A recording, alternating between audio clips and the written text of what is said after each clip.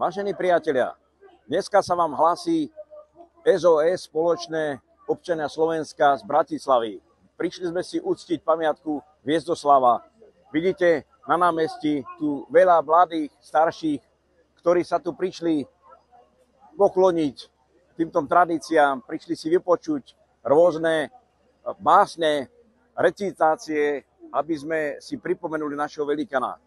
Preto sme sa zúčastnili aj my tejto akcie a samozrejme my, ktorí majú v živej pamäti, že si treba vážiť národné tradície.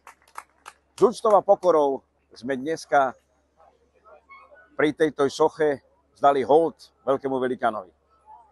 Takže takéto akcie strany SOS, Spoločné občania Slovenska, budú pokračovať. Národné tradície našich predkov si budeme vážiť a našich velikánov budeme uctievať. Ďakujeme pekne.